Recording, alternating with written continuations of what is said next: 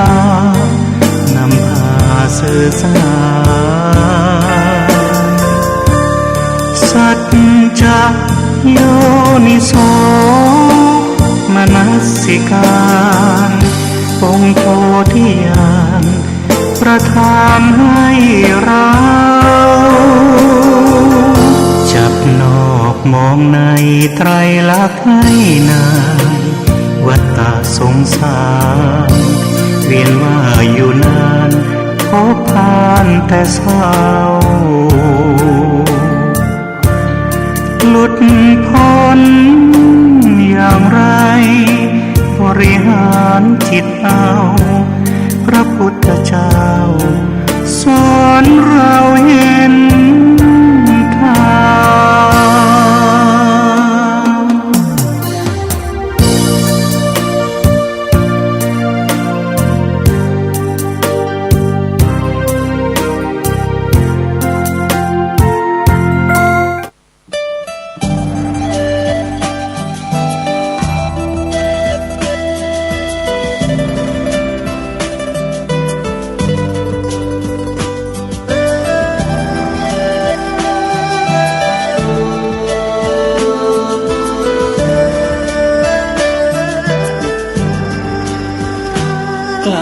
คิดก็ต้องกล้าทำอย่ากลัวถ้าทำความดีเร่งศึกษาปัญหาให้ทันท่วงทีเมืองไทยจะพัฒนากว่านี้รายการดีคดีโลกคดีธรรมขอรำพัน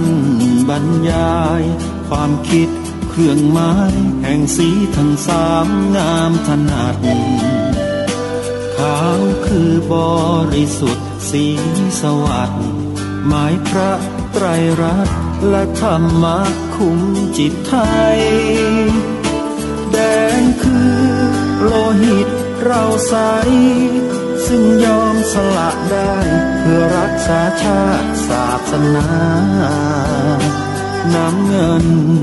คือสีโสภาอันจอมประชาถ้าโปรดเป็นของส่วนองค์จัดริ้วเข้าเป็นไตรรงค์จึงเป็นสีธงที่รักแห่งเราชาวไทยทหารอวตารนำไปยงยุทธวิชัยวิชิตก็ชูเกียรติสยามประเทศไทยที่เจริญมั่นคงมาได้จนถึงทุกวันนี้มิได้เกิดขึ้นจากความหวาดกลัวอย่างคลาดเขลาแต่บรรพบุรุษไทยของเราทุกยุคทุกสมัยล้วนแต่มีความกล้าหาญและชาญฉลาดปกป้องเอกราชสร้างชาติให้เกิดความมั่นคงโดยมีธงแห่งพระไตรรัตน์เป็นเครื่องนำชัยจึงเป็นที่มาที่ไปของรายการคดีโลกคดีธรรมกล้าคิดก็ต้องกล้าทำอย่ากลัวถ้าทำความดีเร่งศึกษาปัญหาให้ทันท่วงทีเมืองไทยจะพัฒนากว่านี้รายการดีๆคดีโลกคดีธรรมรายการดีๆคดีโลกคดีธรรม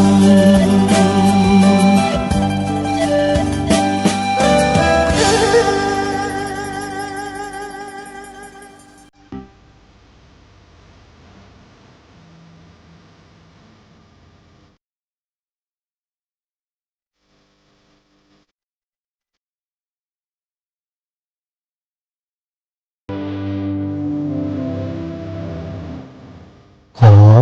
กราบถวายความนอบน้อมแด่พระรัตนตรัยถวายความเคารพพระมหาเถระพระเถรานุเถระทุกท่าน ขอความสุขความเจริญในธรรมจงบังเกิดมีแด่ท่านสาธุชนที่กำลังติดตามรับฟังรายการจากสถานีวิทยุแห่งนี้ทุกท่านขอนำท่านผู้ฟังเข้าสู่รายการคดีโลกคดีธรรม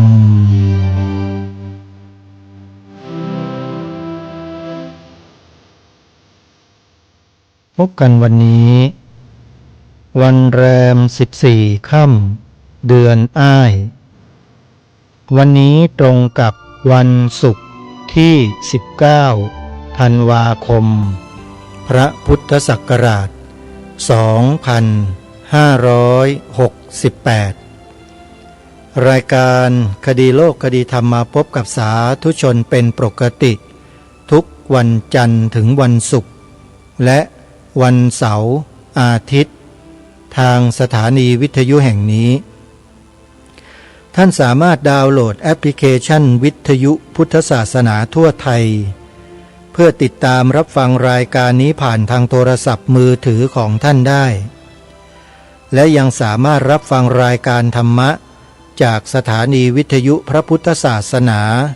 ที่รวมกันอยู่ในแอปพลิเคชันเดียวกันนี้48 สถานีได้ตลอด24 ชั่วโมงด้วยขอเรียนเชิญเจริญพรสาธุชนช่วยกันบอกต่อให้พี่น้องพุทธบริษัทของเราได้รับสิ่งที่ดีมีประโยชน์ในปัจจุบัน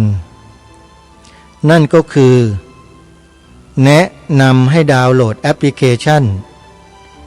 วิทยุพุทธศาสนาทั่วไทยอนุโมทนาบุญทุกท่าน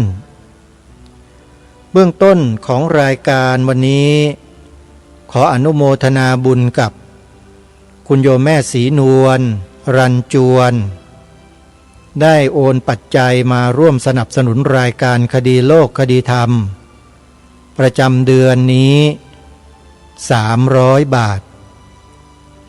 และญาติโยมที่ไม่ได้เอ่ยนามไม่ได้แจ้งให้อาตมาทราบขอให้พลังแห่งบุญกุศลจงสำเร็จแก่ผู้สนับสนุนรายการทุกท่านทุกคนให้มีกำลังกายกำลังใจในการทำคุณงามความดีเพื่อพัฒนาพลังแห่งบุญนี้ให้มีกำลังสูงส่งยิ่งขึ้นจะได้เป็นเหตุเป็นปัจจัยหนุนส่งให้ไปสู่กระแสแห่งพระนิพพานด้วยกัน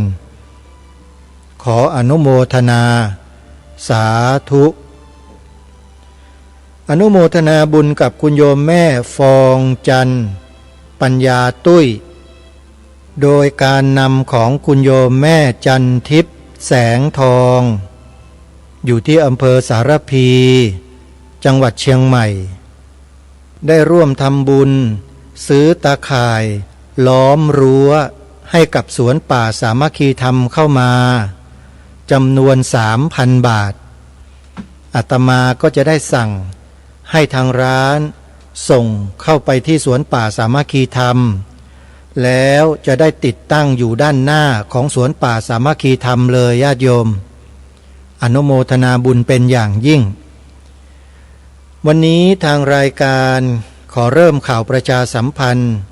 งานบุญกุศลให้พวกเรามีส่วนร่วมกันเพราะเหลือเวลาอีกไม่กี่วันข้างหน้าก็จะถึงกำหนดวันจ่ายงวดสุดท้ายของที่ดินแล้วจึงขอเจริญพรญาติโยมมีส่วนร่วมบุญกันก่อนที่วันเวลาจะมาถึงตรงนั้นขอเชิญสาธุชนทำบุญเป็นเจ้าภาพซื้อที่ดินถวายวัดป่าจริยธรรมเพื่อจัดทำเป็นรมณียสถานบริเวณหน้ามหาอุโบสถของทางวัดซึ่งจะใช้เป็นสถานที่พักผ่อนหย่อนใจเป็นลานกิจกรรมต่างๆเป็นสถานที่พักของพระสงฆ์ที่ท่านเดินทางมาร่วมกิจกรรม ญาติโยมสามารถร่วมทำบุญได้ตารางวาละ500 บาท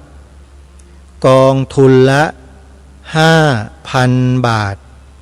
มี80กองทุนเท่านั้นท่านใดจะร่วมบุญโทรศัพท์สอบถามรายละเอียดและร่วมบุญได้ที่หมายเลข083-327-5700วัดป่าจริยธรรมตำบลนาดอกคำอำเภอนาด้วงจังหวัดเลยและในปีนี้มีกิจกรรมงานสวดมนต์ข้ามปีที่วัดป่าจริยธรรมเป็นประจำทุกปีด้วยในปีนี้จะจัดกิจกรรมตั้งแต่วันที่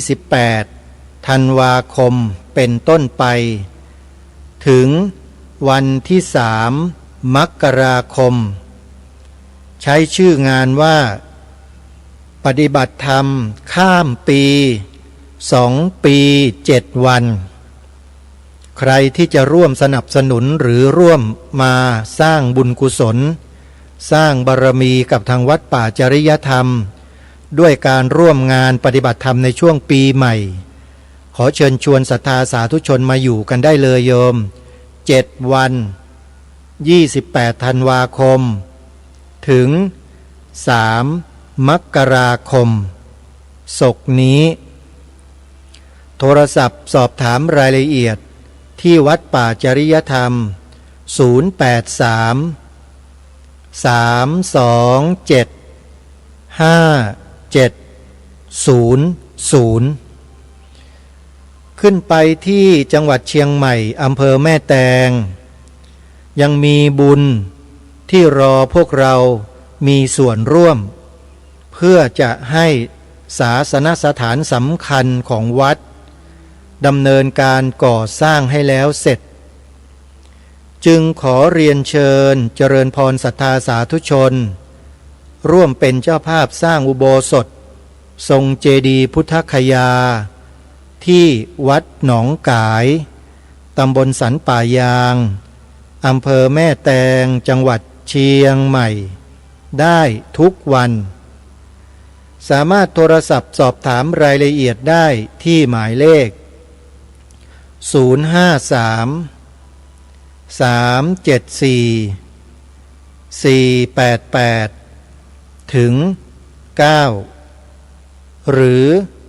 081-765-6469งานปฏิบัติธรรมสัญจรณพระธาตุนาดูลอำเภอนาดูลจังหวัดมหาสารคามในระหว่างวันที่17ถึง18มกราคมพระพุทธศักราช2569ปีหน้าเดือนมกราคมขอเชิญชวนศรัทธาสาธุชนผู้เป็นนักสร้างบารมีไปร่วมกิจกรรมนี้โดยทั่วถึงกันท่านที่อยู่ในจังหวัดกาฬสินธุ์มหาสารคามขอนแก่นจังหวัดนครพนมและใกล้เคียงร่วมเดินทางไปกับวัดอารามมงคลอำเภอยางตลาดจังหวัดกาฬสินธุ์ได้โทรศัพท์สอบถามที่หมายเลข084-034-4606วัดศรีอุดมวงศ์ตำบลศรีสงครามอำเภอวังสะพุงจังหวัดเลยก็สามารถร่วมเดินทางไปกับท่านอาจารย์พระครูอุดมวรานุวัฒน์ได้ติดต่อสำรองจองที่นั่งตั้งแต่บัดนี้เป็นต้นไปที่หมายเลขโทรศัพท์089-840-4968และในวันพรุ่งนี้วันเสาร์ที่20ธันวาคมพระพุทธศักราช2568จะมีพิธีอุปสมบทถวายเป็นพระราชกุศลแด่สมเด็จพระเจ้าตากสินมหาราช เนื่องในวันเสด็จสวรรคต28 ธันวาคมโดยจะเริ่มอุปสมบทในวันพรุ่งนี้จนถึงวันที่28 ธันวาคมณอนุสรณ์สถานสมเด็จพระเจ้าตากสินมหาราชอำเภอปากพลีจังหวัดนครนายกและในวันเสาร์ที่20 ธันวาคมคือวันพรุ่งนี้จะมีพิธีบวชพระภิกษุเพื่ออุทิศถวายเป็นพระราชกุศลแด่สมเด็จพระเจ้าตากสินมหาราชณอุโบสถวัดตำหนักจังหวัดนครนายกจนถึงวันที่28 ธันวาคมศกนี้มีพิธีทักษิณานุปทานเพื่ออุทิศถวายเป็นพระราชกุศลพิธีบวงสรวงถวายราชสักการะพิธีสวดเทวดานุภเคราะห์ทั้ง9ณอนุสรณ์สถานสมเด็จพระเจ้าตากสินมหาราชอำเภอปากพลีจังหวัดนครนายกจึงขอเรียนเชิญเจริญพรญาติโยมเดินทางร่วมบุญกันได้โดยสะดวกณอนุสรณ์สถานดังกล่าวอยู่ที่อำเภอปากพลีจังหวัดนครนายกรายละเอียดต่างๆสอบถามได้ที่หมายเลขโทรศัพท์084 357 6888 086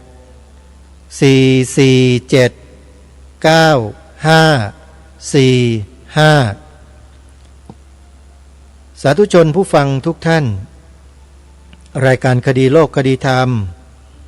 ได้เตรียมของที่ระลึก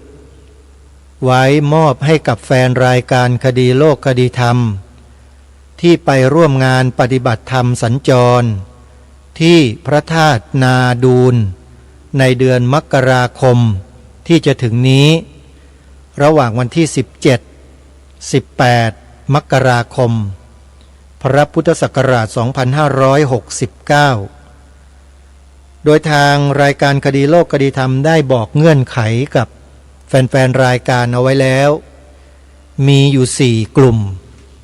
ที่จะได้รับของที่ระลึกนี้มีเงื่อนไขแตกต่างกันตามความสามารถความมุ่งมั่นความตั้งใจมั่นคนที่มีความมุ่งมั่นตั้งใจมั่นมากที่สุดก็จะได้รับของที่ระลึกไปก่อนจัดอยู่ในกลุ่มที่1ผู้ที่มีความมุ่งมั่นรองลงมาก็จะจัดอยู่ในกลุ่มที่2รองลงมาอีกอยู่กลุ่มที่3กลุ่มที่4และไม่มีอะไรเลยก็อยู่กลุ่มที่5ตามที่ทางรายการได้แจ้งบอกกับท่านผู้ฟังไปแล้วมาเมื่อ2 วันที่ผ่านมาวันนี้ก็จะขอย้ำอีกครั้งหนึ่งว่างานปฏิบัติธรรมสัญจรที่พระธาตุนาดูลจังหวัดมหาสารคามในปีนี้รายการคดีโลกคดีธรรมจัดของที่ระลึกประจำรายการไปมอบให้กับแฟนรายการทุกท่านด้วยแต่มีเงื่อนไขไม่ใช่ว่ารับกันไปเฉย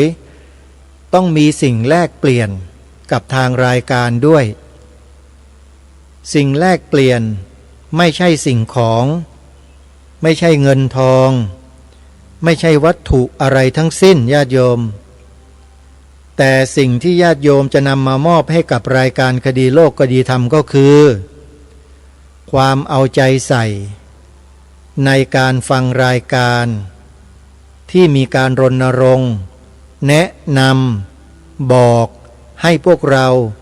ได้มีส่วนร่วมกระทำตามที่ทางรายการแนะนำถ้าใครมีความสามารถทำตามที่ทางรายการได้เคยแนะนำไว้ได้ก็จะได้รับของที่ระลึกเป็นลำดับต้นๆคือรับก่อนคนอื่นก็ว่างั้นเถอะและบุคคลที่จะได้รับก่อนคนอื่นเนี่ยจะต้องมีคุณสมบัติยังไงล่ะไม่ยากเลย โยมฟังรายการนี้มานานแล้วร้องเพลงรายการคดีโลกคดีธรรมก็ได้แล้วข้อแรกหรือกลุ่มแรกที่จะได้รับของที่ระลึกก่อนต้องท่องจำบทพระราชนิพนธ์ความหมายธงไตรรงค์3 สีที่พระราชทานไว้โดยพระบาทสมเด็จพระมงกุฎเกล้าเจ้าอยู่หัวรัชกาลที่6ให้ได้ใครท่องได้walk in เข้าไปในซุ้มของรายการคดีโลกคดีธรรมแล้วแจ้งบอกกับเจ้าหน้าที่เลยว่าดิฉันกระผมท่องบทพระราชนิพนธ์ความหมายธงไตรรงค์ได้ครับค่ะเจ้าหน้าที่ก็จะทดสอบให้ท่านกล่าวปากเปล่าตรงนั้นเลยพอกล่าวจบเจ้าหน้าที่ตัดสินมอบของรางวัลให้เดี๋ยวนั้นเลยญาติโยมผู้ฟังรายการคิดว่าดีไหมที่ทำแบบนี้ไม่มีเสียอะไรเลยญาติโยมมีแต่ได้กับได้ตัวเราก็ได้บ้านเมืองประเทศชาติพระพุทธศาสนาสถาบันพระมหากษัตริย์ก็ได้ความมั่นคงของพระพุทธศาสนาอยู่ในหัวใจเราแน่นอนเพราะอะไรเพราะเราท่องได้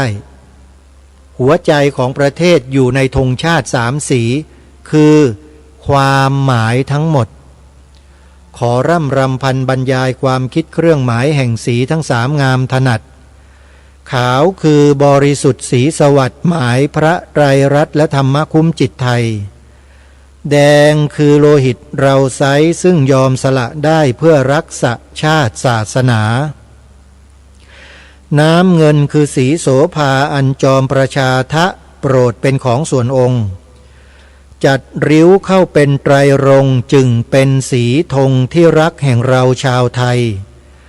ทหารอวตารนำไปยงยุทธวิชัยวิชิตก็ชูเกียรติสยามใครท่องได้ถูกต้องรับไปเลยของที่ระลึกจากรายการคดีโลกคดีธรรมผู้ที่จะได้รับก็คือผู้ที่ไปร่วมงานแล้วท่องจำได้แต่ถ้าท่องจำได้แต่ไม่ไปร่วมงานไว้รอโอกาสหน้าญาติโยมเมื่ออาตมาภาพและคณะจัดงานปฏิบัติธรรมสัญจรไปในภูมิภาคของญาติโยมที่ฟังรายการเมื่อไหร่โยมคอยรับของที่ระลึกได้เลยแต่ว่าในเดือนมกราคมเดือนหน้าเนี้ยจะมอบให้กับญาติโยมชาวอีสานกันก่อนแต่ก็ไม่ได้กีดกั้นนะถ้าญาติโยมจากจังหวัดเชียงใหม่จากจังหวัดนครศรีธรรมราชสงขลาปัตตานียะลานราธิวาสกระบี่พังงาชุมพรสุราษฎร์ธานีพัทลุงตรังทั้งหลายเหล่านี้หรือจังหวัดอื่นๆใดๆถ้ามาร่วมงานที่พระธาตุนาดูลในวันที่17มกราคมพระพุทธศักราช2569แล้วสามารถท่องจำบทพระราชนิพนธ์ความหมายธงไตรรงค์ได้รับของไปได้เลยรับได้เลยโยมจังหวัดไหนมาก็ให้แต่ขอให้ท่องได้ถ้ากลุ่มที่1แจกหมดแล้วของยังเหลือกลุ่มที่2ที่ปฏิบัติตามเงื่อนไขในข้อที่2ได้รับไปเลยรับไปเลยเงื่อนไขข้อที่2คือท่องจำบทพระราชนิพนธ์ความหมายธงไตรรงค์เพียงท่อนเดียวให้ได้และถูกต้องชัดถ้อยชัดคำถ้าท่องได้ท่อนเดียวนะรับไปเลยท่อนนั้นก็คือขาวคือบริสุทธิ์สีสวัสดิ์หมายพระไตรรัตน์และธรรมะคุ้มจิตไทย ผิดไม่ได้นะผิดให้ไปต่อท้ายใหม่อาตมาให้ท่องแค่ท่อนเดียวนี้ถ้ายังท่องตะกุกตะกักนี่ไม่เอานะโยม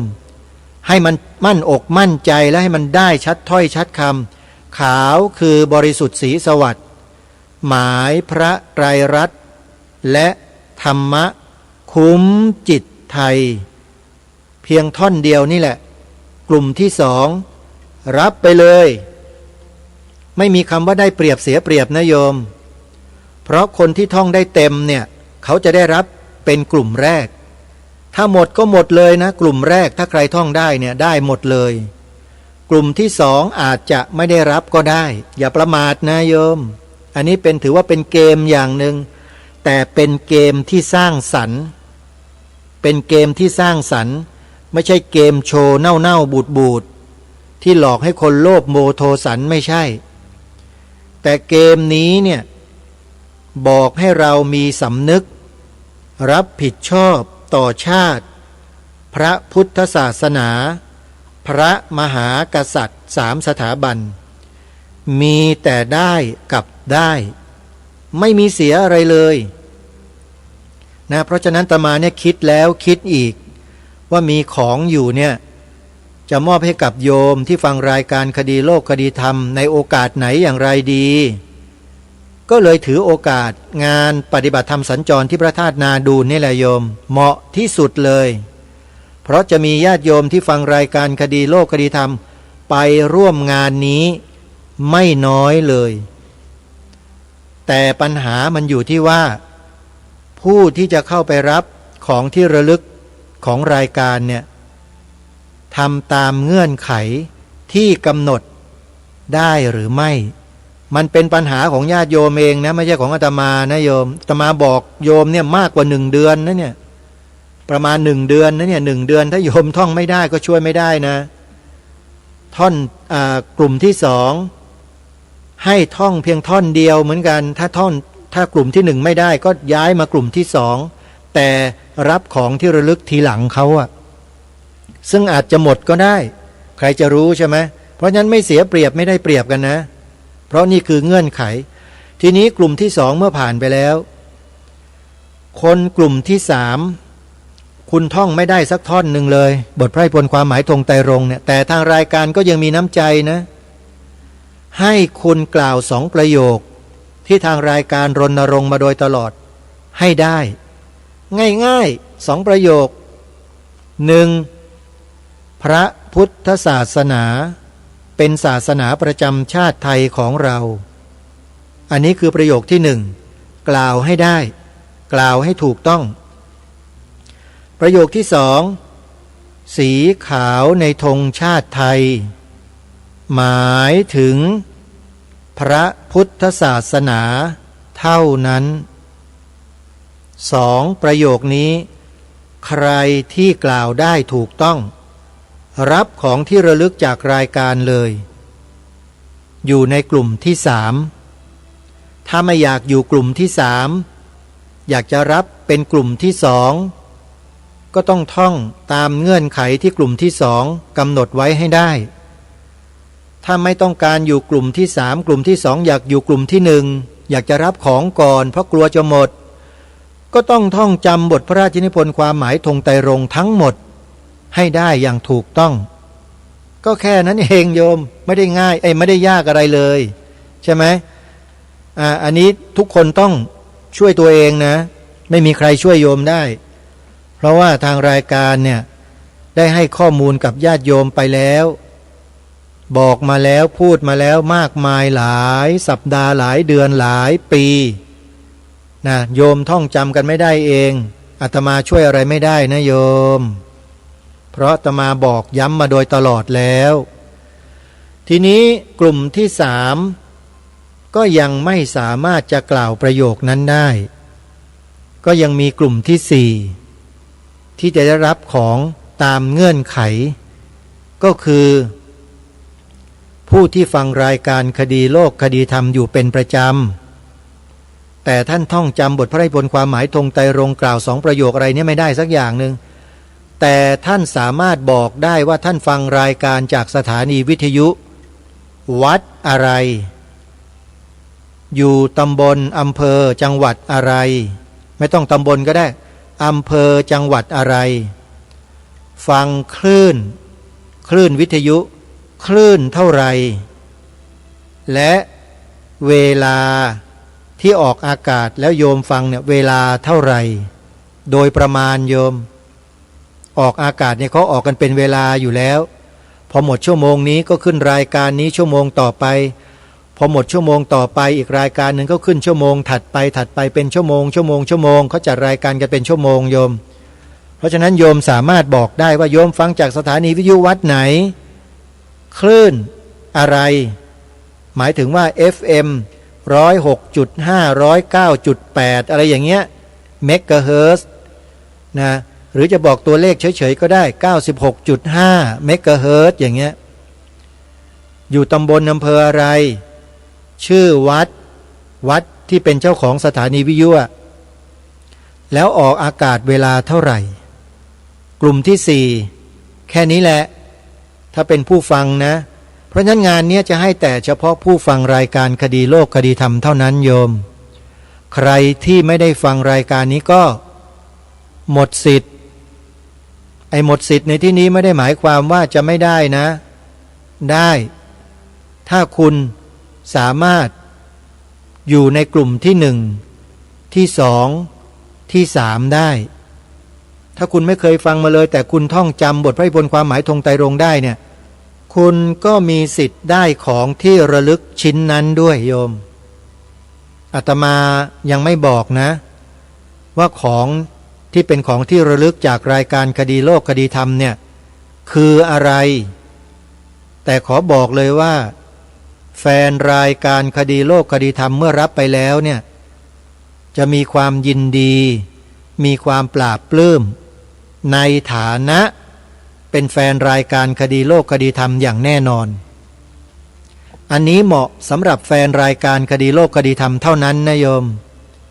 ส่วนใครที่ไม่ใช่แฟนรายการที่ไม่ได้ฟังรายการเนี่ยเขาไม่ได้ยินดีปรีดาหรอกโยมเชื่อไหมแต่มาจะแจกของชำร่วยดีแค่ไหนเขาก็ไม่เอาหรอกเพราะเขาไม่ใช่แฟนรายการไงเขาไม่ฟังเมื่อเขาไม่ฟังเขาก็ไม่ศรัทธาเมื่อไม่ศรัทธาเขาก็ไม่ได้อยากจะได้สิ่งของอะไรของรายการถูกต้องไหมเพราะฉะนั้นเราก็ตัดออกไปเลยคนที่ไม่ได้ฟังเนี่ยงานนี้ให้เฉพาะคนที่เป็นแฟนรายการชัดเจนนะโยมอันนี้ชัดเจนนะแน่นอนถ้าเป็นแฟนรายการก็ต้องปรารถนาจะได้ของที่ระลึกของรายการแล้วเขาก็ต้องมีความยินดีเมื่อได้รับของจากรายการคดีโลกคดีธรรมถูกไหมนี่คือตรรกะแบบง่ายๆที่ใครๆก็รู้ก็เข้าใจกันจึงขอฝากบอกกับญาติโยมสาธุชนว่าวันที่17 18 มกราคมพระพุทธศักราช 2569 ขอเชิญเดินทางร่วมงานปฏิบัติธรรมสัญจรณพระธาตุนาดูลอำเภอนาดูลจังหวัดมหาสารคามร่วมกันใครอยู่จังหวัดกาฬสินธุ์ติดต่อขอร่วมเดินทางมากับวัดอารามมงคลอำเภอยางตลาดจังหวัดกาฬสินธุ์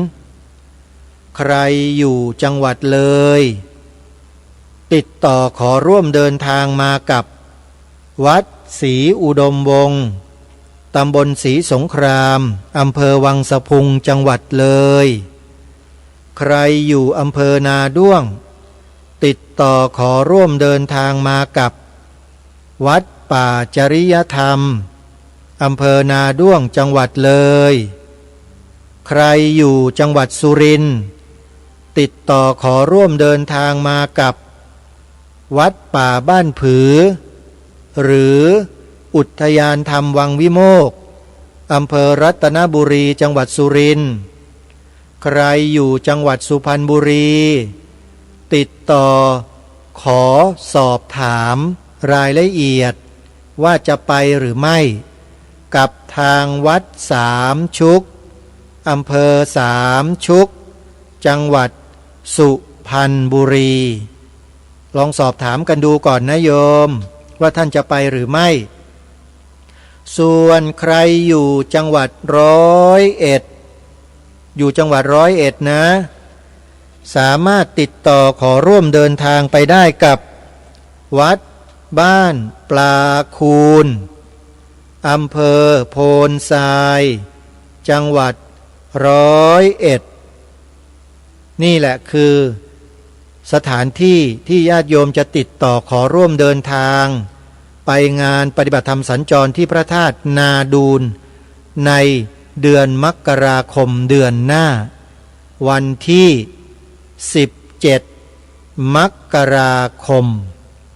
ก็ติดต่อไปที่ครูบาอาจารย์เหล่านั้นได้เลยนะโยมนะทีนี้มาสู่เนื้อหาสาระที่ทางรายการจะปรารภกับท่านผู้ฟังในวันนี้สักนิดหนึ่งไม่ใช่เรื่องอะไรอื่นใดไกลตัวพวกเราหรอกโยมเป็นเรื่องใกล้ตัวเรานี่แหละนั่นก็คือเรื่องการสู้รบที่แนวชายแดนกัมพูชาณขณะนี้การสู้รบของทหารไทยกับทหารกัมพูชาเนี่ยส่งผลให้ทหารไทยเราสูญเสียชีวิตไปเพิ่มขึ้นโดยลำดับส่วนฝ่ายกัมพูชานั้นไม่ต้องพูดถึงญาติโยมเราตาย1ของเขาตายอาจจะ20อาจจะนะคือตายมากกว่าเราแน่นอนถามว่าที่ทางรายการมาปรารภมาพูดเนี่ยมีความยินดีกับการตายของทหารเหล่านั้นทั้งฝ่ายไทยฝ่ายกัมพูชาหรือเปล่าไม่ได้ยินดีแม้แต่นิดเดียวกำลังจะบอกกับพวกเราคนไทยว่าประเทศไทยเราเนี่ยเป็นประเทศที่รักสงบแต่ถึงรบไม่ขลาดเอกราชจะไม่ยอมให้ใครข่มขีสละเลือดทุกหยาดเป็นชาติพลีเถลิงประเทศชาติไทยทวีมีชัยชโยคนไทยเรายอมแพ้ไม่ได้แพ้ไม่ได้จริงๆญาติโยมสงครามหลายๆครั้งที่ผ่านมาเนี่ยในยุคพวกเรานี่แหละไม่ใช่ยุคอดีตที่ไกลโพ้นออกไปสมัยสมเด็จพระเจ้าตากสินสมัยอยุธยาสมัยสุโขทัยไม่ใช่ในสมัยรัตนโกสินทร์เรานี่แหละที่มีอาวุธยุทโธปกรณ์ที่มันทันสมัยแล้วเนี่ยไม่ใช่ถืออีดาบถือหอกไปฆ่ากันยิงกันไปฟันกันไม่ใช่เขาใช้ M16 AGA HK ใช้ระเบิดวิถีโค้งวิถีตรงใช้ BM21 หรือ MSL 003อะไรพวกเนี้ยจรวดนำวิถียิงกันแล้วโยมถามว่า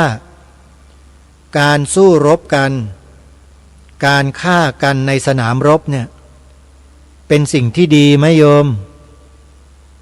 ไม่ดีนะเป็นสิ่งที่ไม่ดีแต่เป็นสิ่งที่ควรทำโดยเฉพาะประเทศไทยของเราเป็นประเทศที่รักสงบแต่ถึงรบไม่ขลาดหากเขมรบังอาจก็อาจจะถูกพิฆาตได้ด้วยทหารไทยของเราเราทำไปเพื่อปกป้องประเทศชาติและอธิปไตยของเรา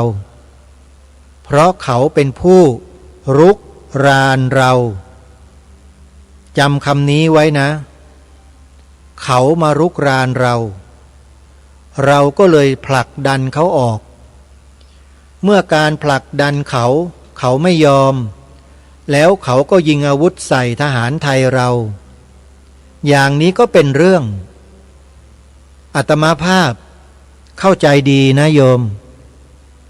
การเป็นทหารเนี่ยถ้าเขามายิงแบบนี้ก็เป็นเรื่องสิฮะทหารไทยเคยยอมที่ไหนล่ะโยมไม่เคยยอม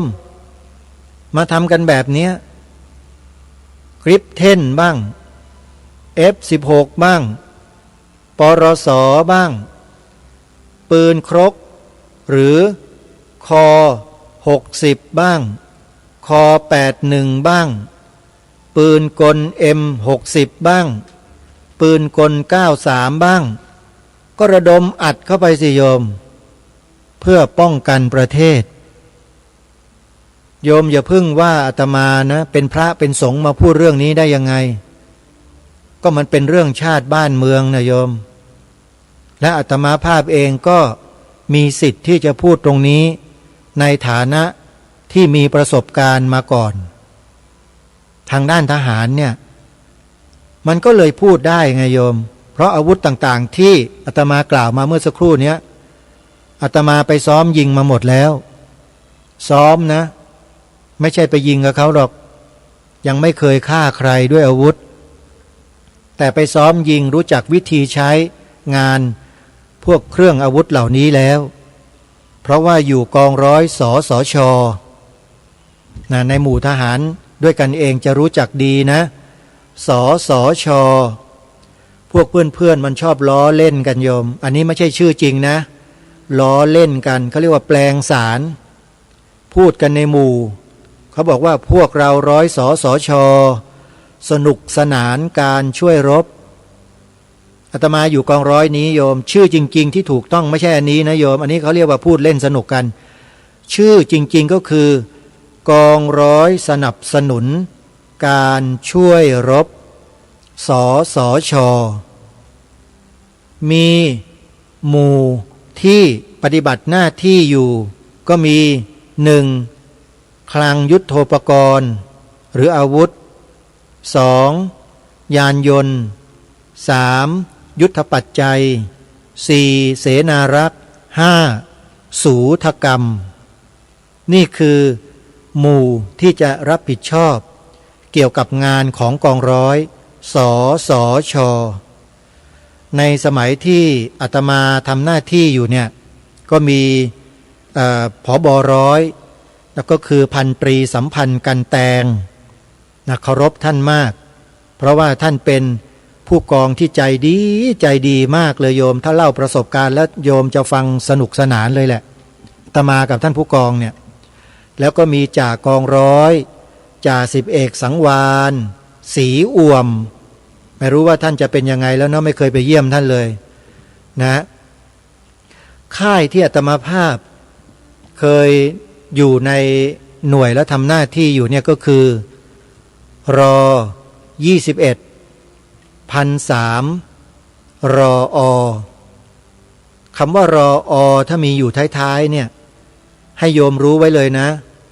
คือทหารรักษาพระองค์นะโยมรอทั้งหลายเนี่ยอาตมาภาพก็อยู่ในหน่วยนี้แหละทหารรักษาพระองค์เหมือนกันแล้วก็ทำหน้าที่อยู่ในกองร้อยสสช.ไปยิงปืนประจำปีที่เขาอีโต้จังหวัดปราจีนบุรีสมัยนั้นเอาเล่าให้ฟังนิดนึงเดี๋ยวจะไม่หาว่าไม่บอกกันมีประสบการณ์โยม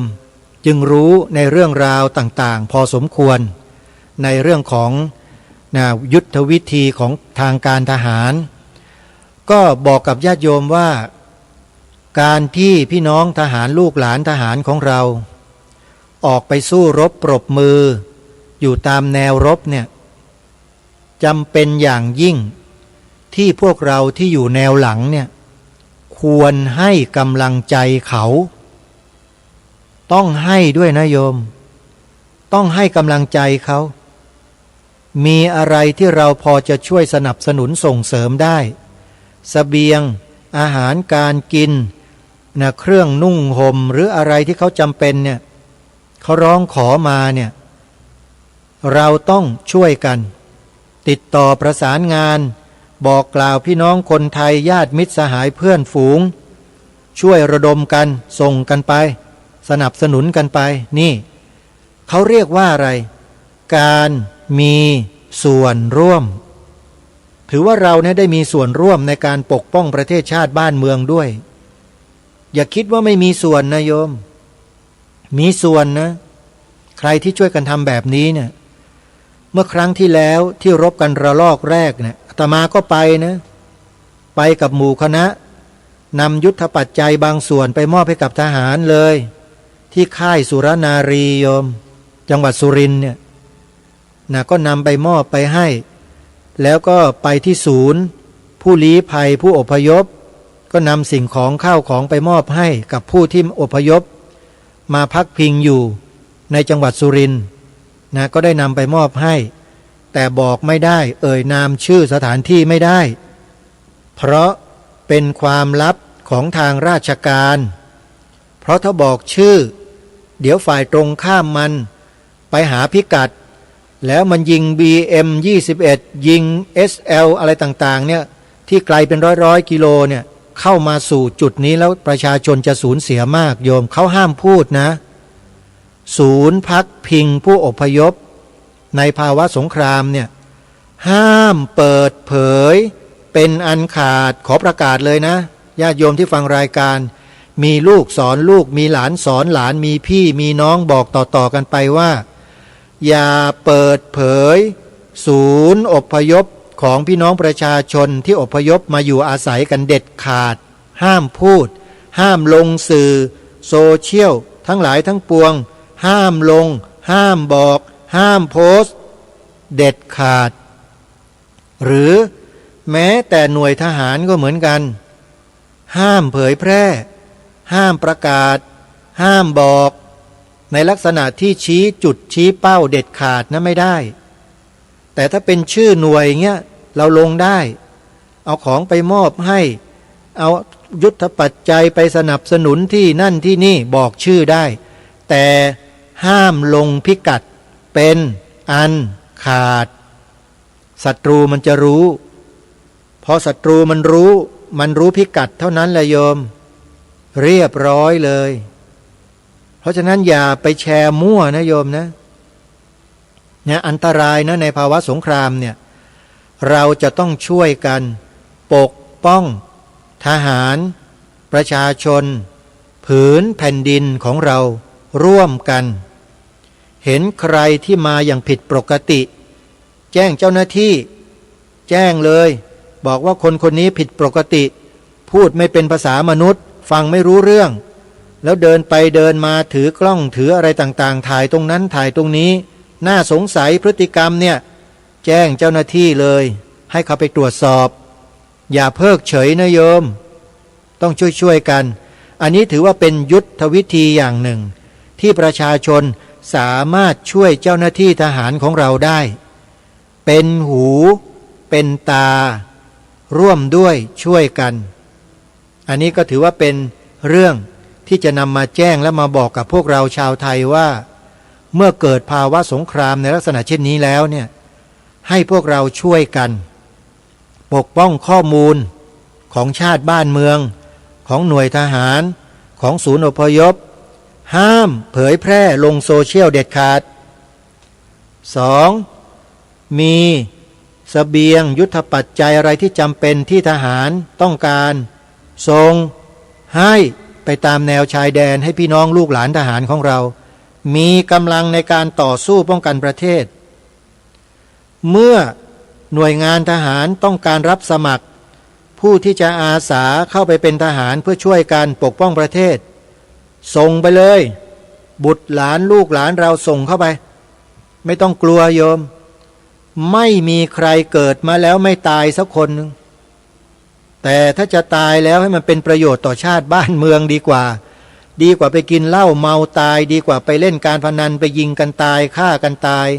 ดีกว่าไปเป็นเด็กแว้นเด็กสก๊อยขี่มอเตอร์ไซค์คอหักขาขาดแขนขาดตายเสียเวลาเปล่าๆคนพวกนี้ไม่มีประโยชน์อะไรเลยสมัครไปเลยโยมไปสมัครไปเป็นทหารเนี่ยเห็นไหมฮะทำประโยชน์ได้เยอะแยะนะอันนี้ก็เป็นเรื่องเล็กๆอันละเล็กพันละน้อยมาปรารภบอกพวกเราในฐานะที่มีประสบการณ์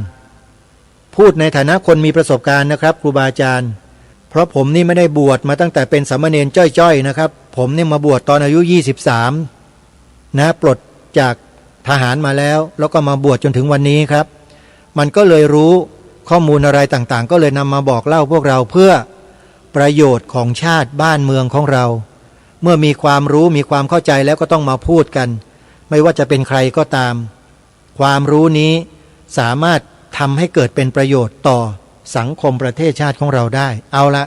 เวลาของรายการหมดแล้วก็คงต้องขอสมมุติยุติรายการไว้แต่เพียงเท่านี้พบกับรายการได้ใหม่ในวันต่อไปขอความสุขความสวัสดีในธรรมแห่งองค์สมเด็จพระบรมศาสดาสัมมาสัมพุทธเจ้าจงปรากฏเกิดมีขึ้นในจิตใจของท่านผู้ฟังทุกท่านทุกคนเทอญขอเจริญพร